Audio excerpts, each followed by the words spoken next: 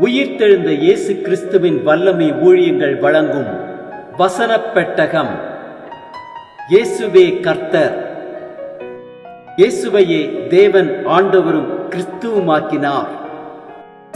இயேசுவே ராஜாதி ராஜா, கர்த்தாதி கர்த்தா.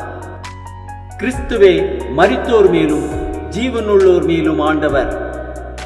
கிறிஸ்துவே போதகரும் ஆண்டவருமாயிருக்கிறார். வசனப் பெட்டகத்தின் இன்றைய தின கருப்பொருள் பரிசுத்த ஆவி.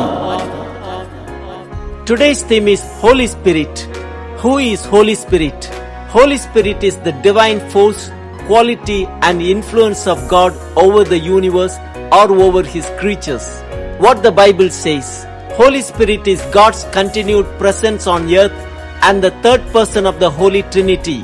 Holy Spirit enables Christian life by dwelling in the individual believers and enables them to live a righteous and faithful life. Existence of Holy Spirit. Holy Spirit was active together with Father and Son at the creation of the world. Other names of Holy Spirit: Helper, Counselor, Comforter, Encourager, Advocate. Characteristics of Holy Spirit.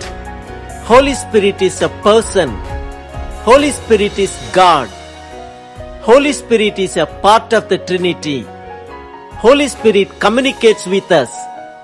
Holy Spirit speaks to us, loves us, and dwells in us. Holy Spirit helps us to recall things we have learned about God. Holy Spirit gives us wisdom and empowers chosen leaders of God's people. Holy Spirit teaches us how to pray and helps us not to sin. Holy Spirit directs our steps through all the complicated paths of life and keeps us from sin. Holy Spirit convicts the world concerning sin and righteousness and judgment. Holy Spirit reveals the thoughts of God to us and what is yet to come. Holy Spirit helps us in our weakness. Holy Spirit intercedes for us through wordless groans. Holy Spirit sanctifies us and enables us to bear good fruit in our lives. Holy Spirit gives spiritual gift through which we are able to proclaim the power of Jesus to the world. Holy Spirit guarantees of our inheritance in heaven. How to receive the gift of Holy Spirit? Acts 2:38 says, "Repent and be baptized every one of you in the name of Jesus Christ for the forgiveness of your sins, and you will receive the gift of the Holy Spirit. Being evil, know how to give good gifts to your children. How much more will your heavenly Father give the Holy Spirit to those who ask him?" Are you struggling to lead a holy life? Why don't you invite Holy Spirit to come into your heart? Ask for God's forgiveness for your sins. Believe that Jesus died for your sins. Get baptized. Pray for the Holy Spirit to come to you, and you will receive the gift of the Holy Spirit. God bless you all. நான் மாம்சமான யாவர் மேலும் என் ஆவியை ஊற்றுவேன். பரிசுத்த ஆவியை குறித்ததான வேத வசனங்களை பார்க்கலாம். ஏசாயா 32:15 வாசிக்கிறோம், "உன்னதத்திலிருந்து நம் மேல் ஆவி ஊற்றப்படும் மட்டும் அப்படியே இருக்கும். அப்பொழுது வனாந்திரம் செழிப்பான வயல்வெளியாகும், செழிப்பான வயல்வெளி காடாக எண்ணப்படும்." ஏசாயா 44:3 வாசிக்கிறோம், "தாகமுள்ளவன் மேல் தண்ணீரையும் வறண்ட நிலத்தின் மேல் ஆறுகளையும் ஊற்றுவேன். உன் சந்ததியின் மேல் என் ஆவியையும் உன் சந்தானத்தின் மேல் என் ஆசீர்வாதத்தையும் ஊற்றுவேன்." எசேக்கியேல் 39:29 வாசிக்கிறோம், "நான் இஸ்ரவேல் வம்சத்தார் மேல் என் ஆவியை ஊற்றினபடியினால் என் முகத்தை இனி அவர்களுக்கு மறைக்க மாட்டேன் என்று கர்த்தராகிய ஆண்டவர் சொல்லுகிறார் என்றார். எசேக்கியேல் 36:26 வாசிக்கிறோம், "உங்களுக்கு நவமான இருதயத்தை கொடுத்து உங்கள் உள்ளத்திலே புதிதான ஆவியை கட்டளையிட்டு கல்லான இருதயத்தை உங்கள் மாம்சத்திலிருந்து எடுத்து போட்டு சதையான இருதயத்தை உங்களுக்கு கொடுப்பேன்." யோவேல் 2:28-29 வாசிக்கிறோம், "அதற்கு பின் நான் மாம்சமான யாவர் மேலும் என் ஆவியை ஊற்றுவேன். அப்பொழுது உங்கள் குமாரரும் உங்கள் குமாரத்திகளும் தீர்க்க தரிசனம் சொல்லுவார்கள். உங்கள் மூப்பர் சொப்பனங்களையும் உங்கள் வாலிபர் தரிசனங்களையும் காண்பார்கள். ஊழியக்காரர் மேலும் ஊழியக்காரிகள் மேலும் அந்நாட்களிலே என் ஆவியை ஊற்றுவேன்." சகரியா 12:10 வாசிக்கிறோம், "நான் தாவீது குடும்பத்தாரின் மேலும் எருசலேம் குடிகளின் மேலும் கிருபையின் ஆவியையும் விண்ணப்பங்களின் ஆவியையும் ஊற்றுவேன். மத்தேயு 3:11 வாசிக்கிறோம், மனம் திரும்புதலுக்கென்று நான் ஜலத்தினால் உங்களுக்கு ஞானஸ்நானம் கொடுக்கிறேன். எனக்கு பின் வருகிறவரோ என்னிலும் வல்லவராயிருக்கிறார்.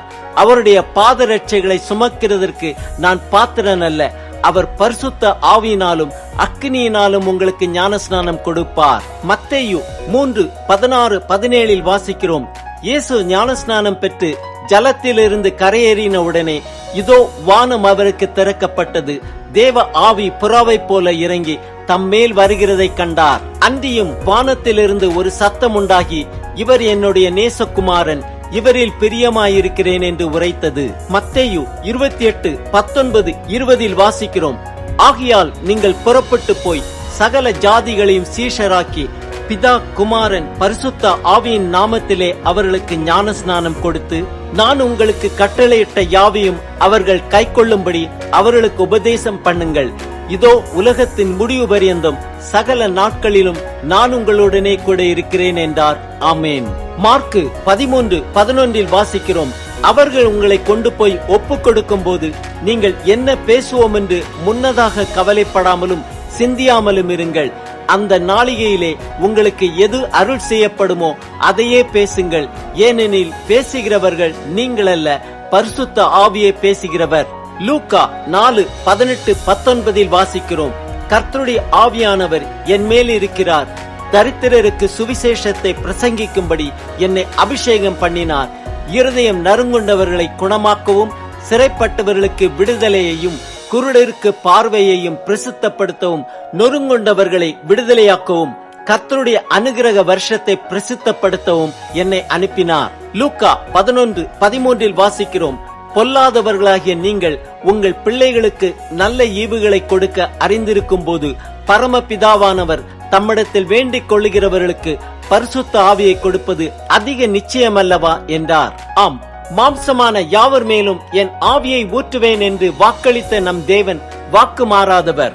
பரிசுத்த ஆவியை பெற்றுக்கொண்டு சகல ஜாதிகளையும் சீஷராக்கி பிதா குமாரன் பரிசுத்த ஆவியின் நாமத்திலே அவர்களுக்கு ஞானஸ்நானம் கொடுத்து கர்த்தர் கட்டளையிட்ட யாவையும் அவர்கள் கைக்கொள்ளும்படி அவர்களுக்கு உபதேசம் பண்ணுவோம்.